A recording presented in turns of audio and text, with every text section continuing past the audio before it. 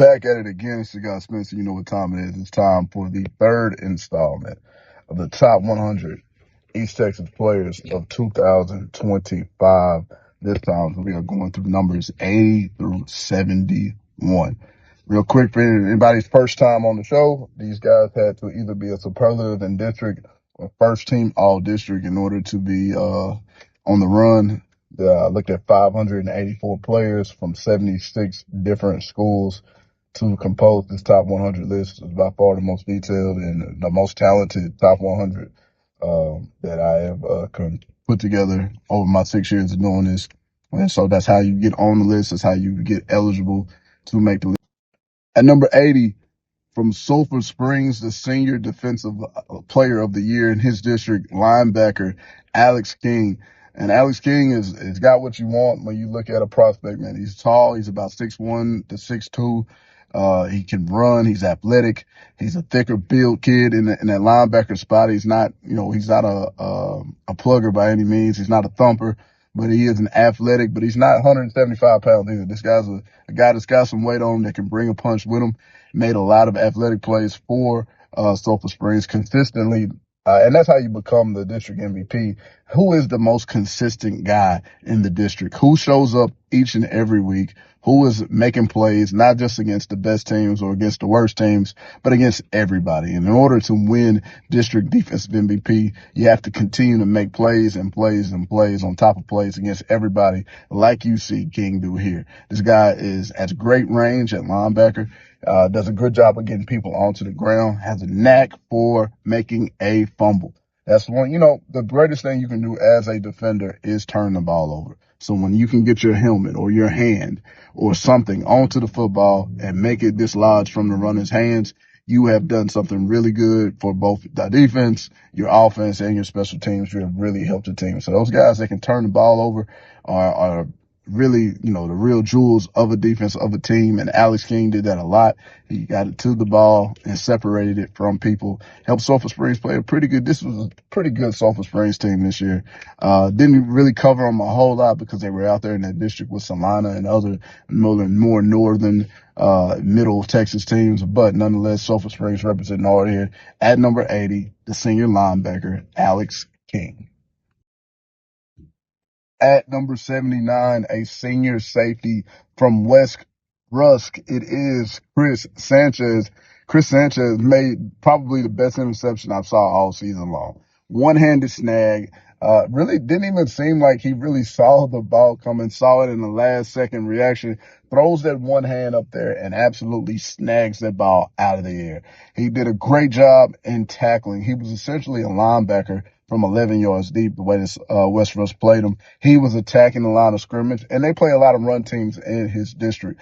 You'll see him a bunch on this tape just making plays against teams like Tatum and other teams in his district where they come up and they run a lot of that wishbone, rob the wing tee. And that's what you see in that conference. You're going to see some teams who can spread it out, but a lot of teams who don't have necessarily the athletes to spread it out, they're going to try to run it and pile it right at you. So those 101 tackles that he came up with his senior year are essential to the team. A great player in the back end to make sure that, that's what a safety's job is, to save the defense. If somebody gets back there, we got to save them and keep them out of the end zone. You would like to see more plays in coverage. You would like to see more opportunities of him covering people. But like I said, playing in the middle of the defense in that deep safety position, he was like a linebacker trying to go run and track things down. Really not so many opportunities that come his way throughout a ball game, mainly because that's not how people attack that defense. But nonetheless, I think with the slew of plays that he made, he deserved and earned a spot on this list. And he comes in here at number 79, the senior safety from West Rusk, Chris Sanchez. At number 78, one of the more talented receivers you'll see on this list, it is Emmanuel Moore, the senior wide receiver from Athens. What a great year he had. Put up a lot of big numbers. I think he had over 70 catches and over 1,300 yards for a huge senior year for Athens. He was the best target to throw to for David Richardson for the Hornets this year. Long body kid, 6'3", got some long arms that can go up and make great catches, can catch the ball, And you'll see him make a one-handed catch or two on this tape. You'll see him make a lot of catches in the end zone. Great fade ball guy to throw it to. Can make runs after the catch. He's not, somebody that just can't be physical. You can't throw him something quick and a quick hitch and he will turn it into something big if you are not a guy that can tackle out there on the perimeter. Big kid, like I said, 6'3", 180 pounds, competitive nature. This was a special Athens Hornets group this year. As far as they've been since 2010 in the playoffs. So very special group from Athens, led by a very special group of seniors. And one of those seniors was wide receiver Emmanuel Moore. Moore made plays, and not only did he make plays throughout the years, this playoff run was special as well.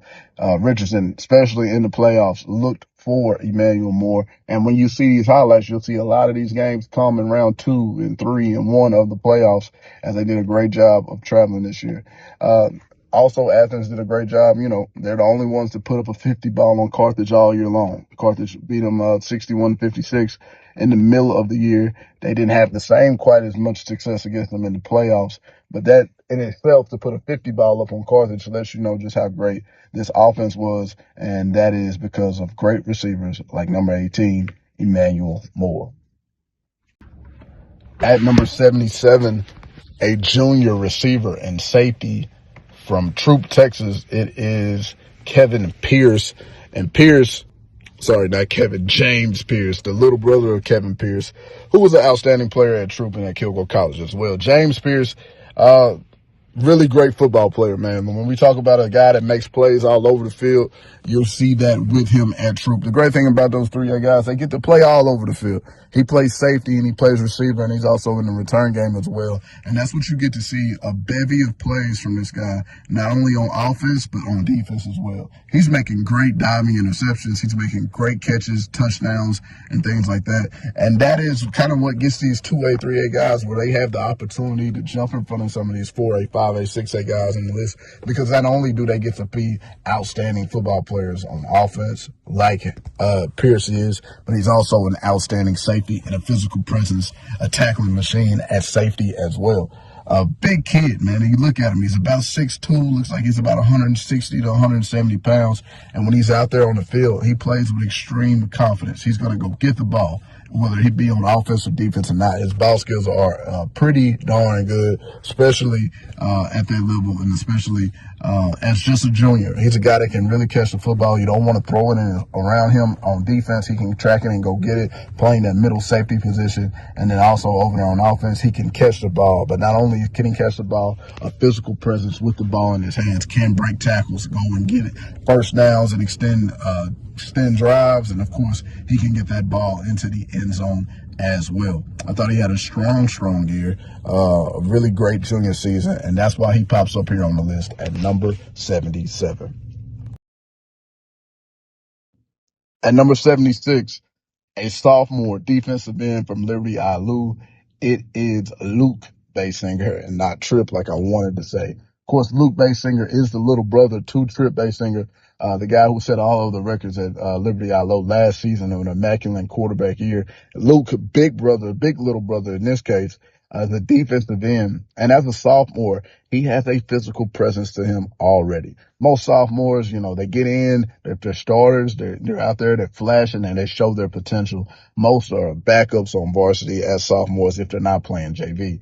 This guy, Luke, is an absolute animal. This guy, Luke, is going to evolve into one of the best players in East Texas, and I can't wait to see that progression happen. But for where he is right now, his floor, not necessarily the ceiling, where he is right now and his floor is really damn good as well. Coming in here at number 76. Why are they so good? Physical presence, the knack of a football player, man. The types of plays that he makes shows you the savvy. He understands situations.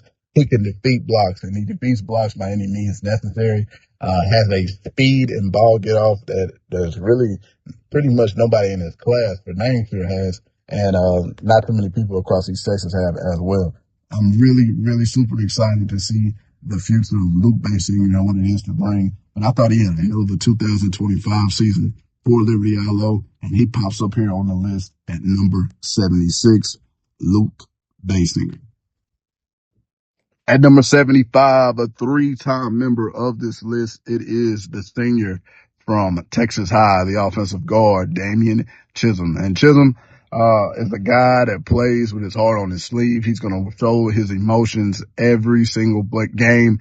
Every play is important to him. Every pancake means something to him. Nasty, and one of those emotional, fiery type of guys that are on the field. He's about 6'2.5", 6'3". He probably weighs about 280 pounds, maybe even 275. He's not the biggest gargantuan of linemen. But what he does have is good athleticism, good feet.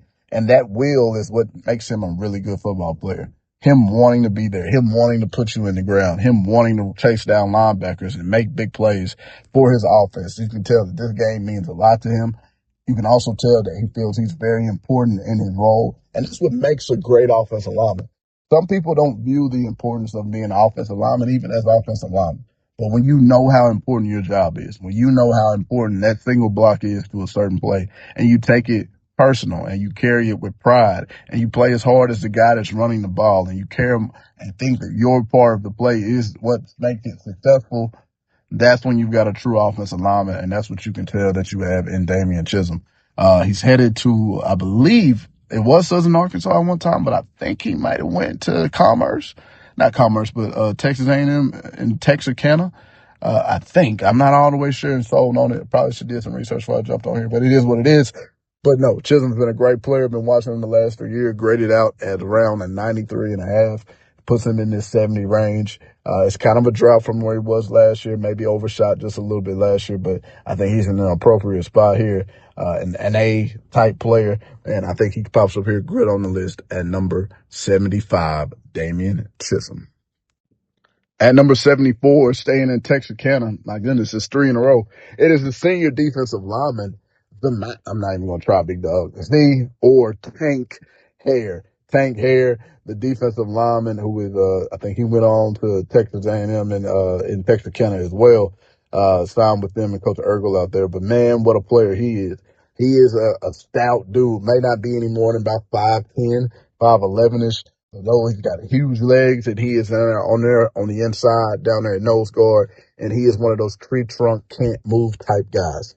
Kind of reminds me of Pierre Leonard from Tyler from about 2014, 2015, a long time ago. But this guy's similar in that build. He's a big, thick-legged dude that can make athletic plays. Probably a guy that would have played fullback in another life and another time. But in 2026, works best out there as a defensive lineman at a nose guard. He's got great hands. He will dismiss you as an offensive lineman. You will have to get off of him.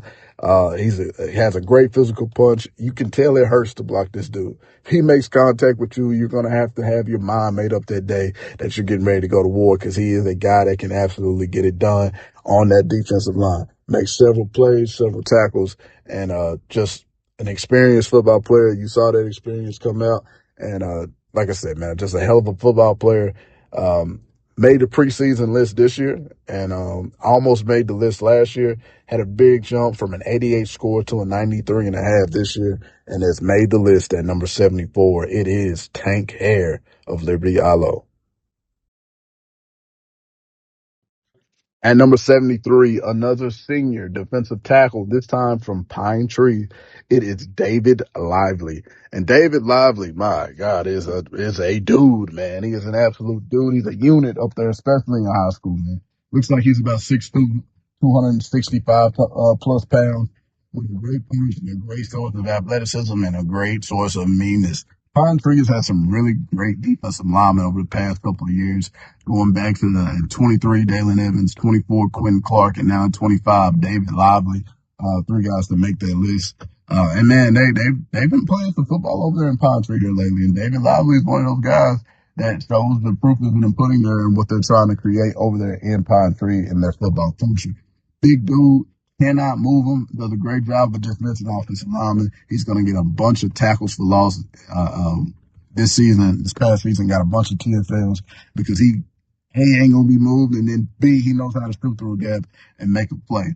Had a really one of the best seasons. If not, this was the best season in Pine Tree history. They made it all the way to the 3rd round for the first time ever. Had a great upset win over a Houston Yates team that was undefeated at the time. Now, a lot of people had Pine Tree winning that football game. but Pine Tree, and Pine Tree showed up and made a major statement about where they are as a program, and with a lot of young guys coming back, Pine Tree is heading trending in the right direction. But nonetheless, they'll have to do it without a great senior like David Lively. Like I said, keeping it about Lively, a strong dude on the inside, almost unblockable on the high school level. One-on-one cases, he's not getting blocked one-on-one. You're going to need that double team on the D tackle, and comes up here strong on the list at number 74, David Lively.